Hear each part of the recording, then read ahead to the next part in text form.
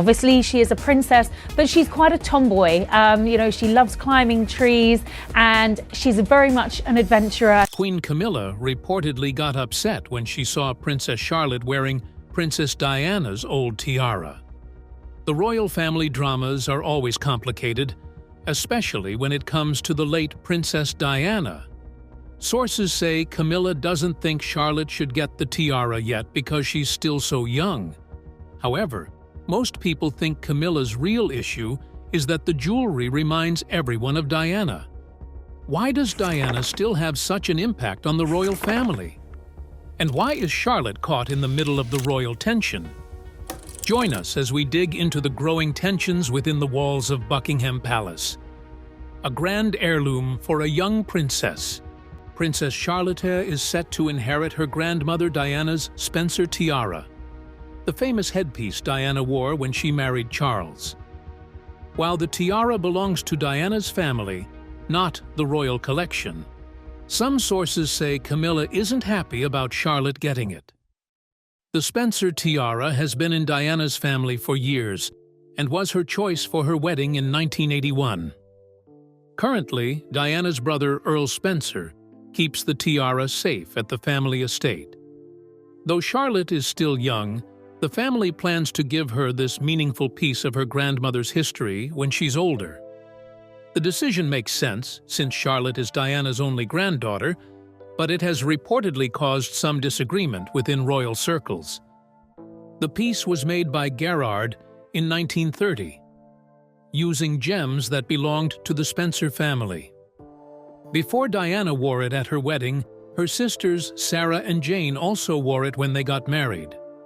The tiara has stayed within the Spencer family and continues to be a meaningful tradition for them. Charlotte, who's 8, is excited about getting the tiara someday.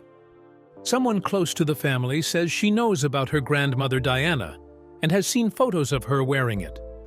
Like many kids her age, Charlotte enjoys playing dress-up with toy tiaras, so the thought of having a real one makes her happy.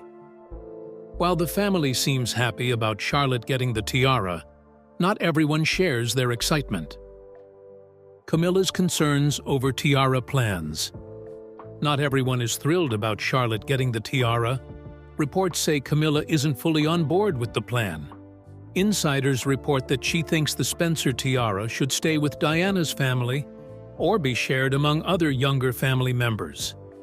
It is no secret that Camilla has always been careful about anything tied to Diana.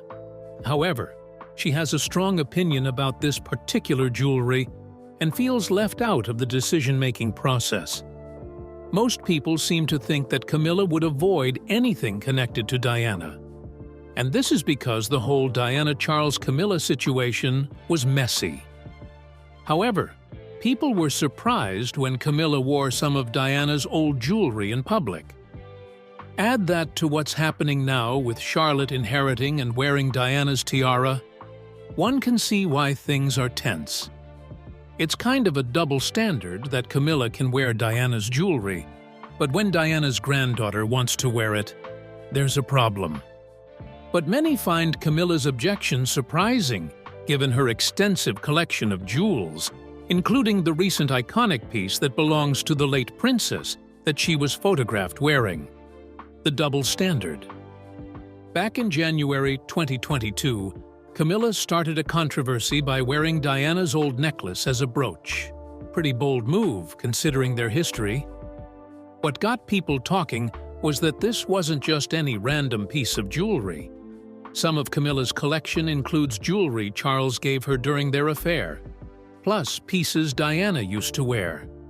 But choosing to wear and change up Diana's necklace? That hit a nerve with royal watchers. Let's get real about why this brooch is such a big deal. Charles and Camilla's relationship started as an affair while he was married to Diana. That's no secret.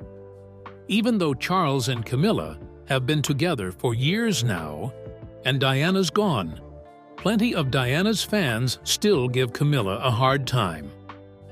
The brooch everyone's talking about used to be a necklace that Diana got from the Queen Mother. We're talking about a fancy piece with a green emerald and diamonds that Diana wore as a choker. Maxwell Stone from Stephenstone Jewelers broke down the whole story for Express UK, and the thing is, it's not just about the jewelry. It's about what it represents. Here's Camilla. Wearing something that belongs to the woman whose marriage she played a part in ending. No wonder people are upset. Even after all this time, anything connecting Camilla and Diana stirs up old feelings. What is the true story behind the drama that has refused to be buried? The other woman. The relationship between Diana and Camilla, the two key women in Prince Charles's life, was complicated. You would probably expect a guy to tell his new girlfriend that he used to date her friend, right? Not Prince Charles. When he first brought Diana and Camilla together, he conveniently skipped the part about his romantic history with Camilla. According to the book The Duchess by Penny Junor, Diana only found out about their past after she had already said yes to Charles's proposal. Let's get one thing straight. Diana and Camilla didn't meet at a place called Menage a Trois. That was just the movie called The Crown, having a little fun. But their first lunch date was still super awkward. The book Diana Her True Story by Andrew Morton revealed that the launch date with both women happened while Charles was off doing his royal duties in Australia and New Zealand. Word is, Camilla had asked Diana to grab lunch with her so they could get to know each other better. However, Diana felt something weird was up. She says Camilla kept talking about hunting. Specifically, if Diana would go with Charles after they got hitched. Hunting wasn't Diana's thing, so she told Camilla, no. And apparently, the look of relief on Camilla's face made Diana suspicious. Diana figured out Camilla wasn't just making chit-chat. Hunting was Camilla and Charles's thing, and it sounded like Camilla planned to use it to keep seeing Charles, even after he was married to Diana. Camilla tried to play nice, but Diana told a news outlet that she had always felt like Camilla lurking in the background of her marriage. It was clear Charles still had a thing for Camilla. Do you think Mrs. Parker Bowles was a factor in the breakdown of your marriage? Well, there were 3 of us in this marriage, so it was a bit crowded. Diana even said their relationship was crowded with 3 people in it. As things fell apart with Charles, the Diana-Camilla drama became a huge public spectacle that refused to be buried, and it forced people to pick sides. It is not surprising that to date, anyone who hears the story supports the late Princess Diana over the Queen Consort. Despite being gone for over a decade, the late princess still has so much influence, and her story still lives on. What makes her so notable? The princess with a heart of gold. The late Princess Diana is still a huge deal, even though she passed away in 1997. Diana was killed there early today in a car crash along with companion Dodi Al-Fayed and a chauffeur. Buckingham Palace said funeral plans are expected to be announced tomorrow. Because people can't forget how she did things her way, even when the royal family wasn't happy about it. She wasn't just a princess. She was a great mom, a wonderful mentor, and an icon. Look around now, and you'll still see people copying her unique sense of fashion. What made her special wasn't the fancy title or the clothes, though. It was how real she was. She didn't play by the usual royal rules, and that's exactly why people loved her. New generations are still discovering her story and thinking, wow, she really shook things up. Diana changed how royals connected with people. She would hug folks, chat with them, and act like a regular person. It was new and different, and people loved her for it. In the early 1980s, Diana opened up to Brian Peckford, the Premier of Newfoundland, about the challenges she was facing. She admitted struggling with the constant demands of her royal role, but was gradually finding her footing. As a member of the royal family, Diana was expected to make regular public appearances at various institutions, like hospitals and schools, following the established royal tradition. As time passed, Diana became increasingly committed to charitable work. She continued her public engagements, completing 191 official events in 1988, and nearly doubling that to 397 by 1991. Her approach to philanthropy was unique. She developed a deep passion for health issues that were often overlooked, particularly focusing on serious conditions like AIDS and leprosy.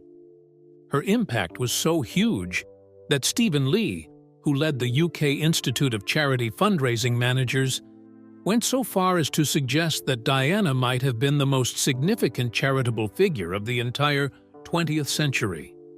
Her ability to draw attention to critical health and social issues set her apart from previous royal figures and created a new model of humanitarian engagement. As we reflect on her impact and how she reshaped the monarchy, one question remains: how does her influence still shape the royal family today, and who will carry her legacy forward?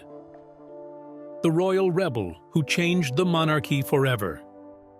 Despite the marital challenges and public scandals, Diana maintained incredibly high popularity, while Charles struggled with public approval. Her former private secretary, Patrick Jepson, described her as organized and hardworking, and suggested that Charles could not handle her extraordinary public appeal. Diana was tough as a boss. She valued people who worked hard and spoke up when she thought she wasn't being treated right.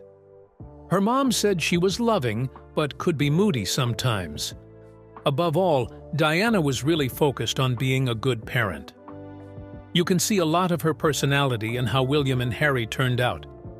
Even today, the younger royals try to do things the way Diana did, which keeps people remembering her. She was not only a fashion icon, but she influenced and continues to influence how people dress around the world.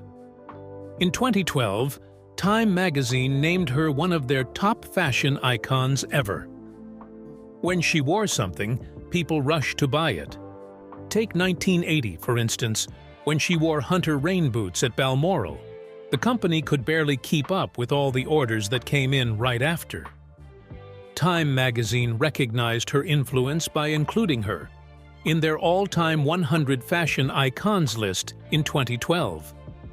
The people who dressed Diana and worked with her said that she picked her outfits carefully to help with her charity work and show who she really was. She knew her clothes sent a message, and she was happy to spread the message of love, equality, fairness, and justice. She wasn't just a style icon or a royal rebel. She was a trailblazer who reshaped what it meant to be part of the monarchy. Let's see how she still shakes things up today. Inspiration or source of royal drama. Kate and Meghan are a lot like Diana when it comes to making the royal family seem more real to people. Their charity work and the way they talk to the public also help regular folks feel closer to the royals. While Kate and Meghan each do things their own way, you can see they learned from how Diana did things. Even today, people still argue about who should get Diana's jewelry. While her pieces were meant to stay in the family, deciding who gets what has caused some fights. Kate now wears Diana's blue sapphire ring, but there's still debate about her other pieces like the Spencer tiara. The real issue isn't about who should get her jewelry, it's about who's wearing it now. Most people think her jewelry should only go to her sons William and Harry or to her grandkids. However, Camilla wears quite a few pieces from Diana's collection, and she doesn't seem to mind that people are upset about it. When Camilla wears Diana's jewelry, it shows the split between people who want to keep Diana's memory alive and those who say it's time to move on. Some think it's just normal for royal jewelry to be passed around.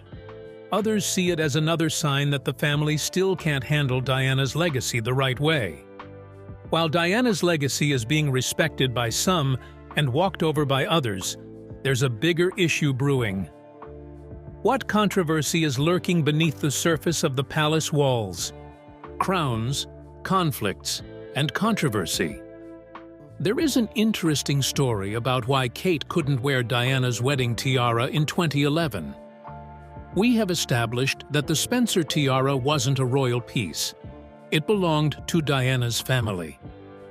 Today, that tiara is worth about $400 million, and the interesting part is that it is still owned by the Spencers.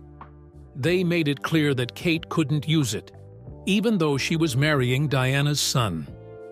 Even Charlotte, Diana's own granddaughter, won't get this very important Spencer tiara. It's staying in Diana's birth family, probably going to one of her nieces or cousins instead. This chaos surrounding the jewelry is not about how expensive it is, rather it is about the meaning they carry. It is therefore not surprising that since Camilla is usually caught up in the midst of all the drama and controversy, she is not the favorite member of the royal family. In fact, the numbers show Camilla's got a real popularity problem. A Daily Mail poll found only 14% of people like calling her Queen Camilla. More than a third want to stick with Queen Consort Camilla. And get this, about a quarter of people don't think she should have any royal title. Even her old title, Duchess of Cornwall, polls better at 16%. Pretty clear sign people aren't loving her new role. The facts are pretty clear. Camilla's still struggling to win people over. When only 14% of people support your title, you've got a problem. Let's look at other reasons why people are still having such a hard time accepting Camilla as queen. From Duchess to Queen. Born in 1947 as Camilla Shand, she grew up in East Sussex and South Kensington, going to schools in England, Switzerland, and France. She first married Andrew Parker Bowles in 1973. But everyone knew the real story. She and Charles had something going on before and during both their marriages. The media couldn't get enough of it, and people all over the world watched the drama unfold. After divorcing Parker Bowles in 1995, she finally married Charles in 2005. The wedding was at Windsor Guildhall, with a church service at St. George's Chapel after. She became Duchess of Cornwall. Then everything changed on September 8, 2022. A few moments ago, Buckingham Palace announced the death of Her Majesty Queen Elizabeth II.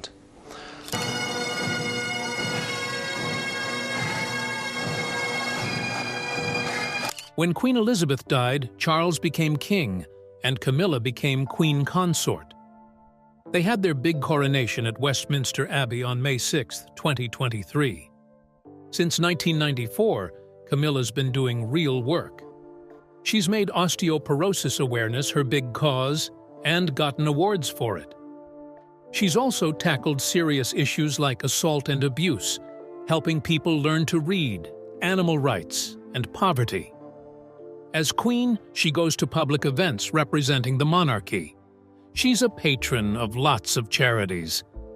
Pretty different from those early days when people only knew her as Charles's girlfriend, right? It is not surprising that she was born into a wealthy family. She grew up a bookworm thanks to her dad reading to her all the time.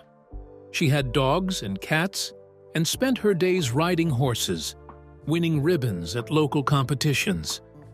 She often says her childhood was average. But let's be real, this wasn't your average upbringing. As her biographer Giles Brandreth points out, people would most times comment that she had an Enid Blyton childhood, but it was way fancier than that. The Shands weren't just well off, they were proper upper class. They had staff for everything: the house, the garden, the kids. These were the kind of people who hosted Conservative Party garden parties. Camilla's story isn't your typical one.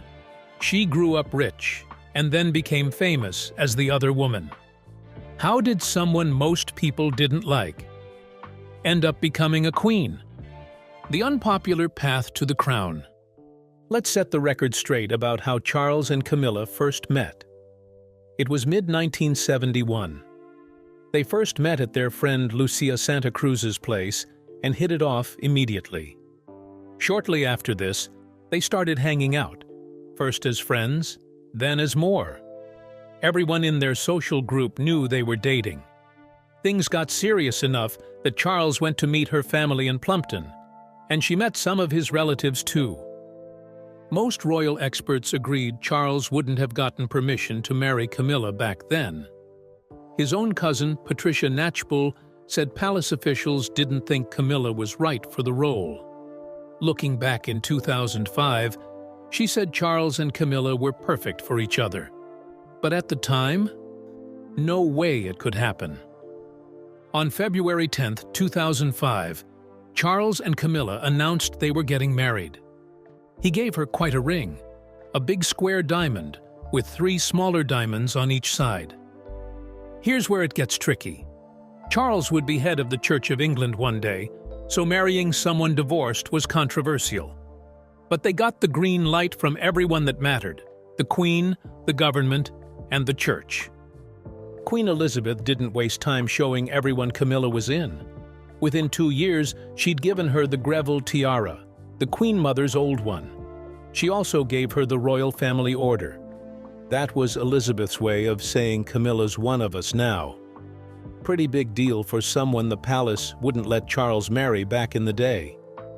When Queen Elizabeth II passed away, Camilla became Queen Consort on September 8, 2022, alongside Charles becoming King Charles III.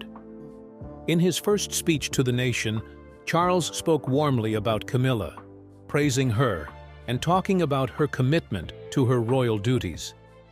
This marked a significant shift for Camilla, who had long been a controversial figure in the royal family. Her journey from being Prince Charles's longtime partner to becoming Queen Consort was complex and highly publicized. Yet in this moment, she stood firmly by Charles's side, playing an active role in the royal transition. The drama around Camilla becoming queen is becoming old news. These days, people are more interested in the younger royals, especially Princess Charlotte, and she has been getting more attention lately. So who exactly is William and Kate's daughter? And why are people so interested in her? The rising star of the royal family. Charlotte was born on May 2, 2015, at St. Mary's Hospital in London. A big announcement from Buckingham Palace today. The Duke and Duchess of Cambridge have announced that they are expecting their second child. William and Kate had their second child during Elizabeth's reign. The city celebrated her birth in a big style, with big firing gun salutes and lighting up buildings in pink. The Duke and Duchess of Cambridge are delighted to announce that they've named their daughter Charlotte Elizabeth Diana. 2 days later, they announced her name, Charlotte Elizabeth Diana. Each part was special. Charlotte for her grandpa Charles, Elizabeth for her great-grandmother, and Diana for her late-grandmother. Her christening was at St. Mary Magdalene Church in Sandringham. Archbishop Justin Welby did the ceremony. Charlotte started out living in Norfolk at Anmer Hall as a baby. In 2017, the family moved to Kensington Palace. She went to Wilcox Nursery School first, then joined her brother George at Thomas's School in Battersea, where everyone called her Charlotte Cambridge. The big change came in 2022 when the family moved to Adelaide Cottage in Windsor, and all 3 kids, George, Charlotte, and Louis, switched to Lambrook, a private prep school in Berkshire. When Queen Elizabeth died in September 2022, Charlotte moved up to 3rd in line for the throne. This to these new developments, she sometimes goes to royal events with her parents and brothers. They would attend official visits together, meet diplomats, and show her all that comes with being a monarch. Imagine being 8 years old and knowing you might be queen one day. That's Charlotte's life. Even though William and Kate try to keep her out of the spotlight, people go crazy whenever there's a new photo or appearance of Charlotte. She's already a huge influence on kids' fashion. Parents rush to buy whatever she wears. That's why experts say she'll bring about £3.6 billion to Britain's economy over her lifetime.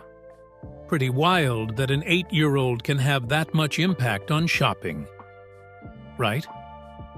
Even at 8 years old, Charlotte shows signs of having Diana's way with people. As she gets older, she'll deal with the same royal rules and drama her grandmother faced.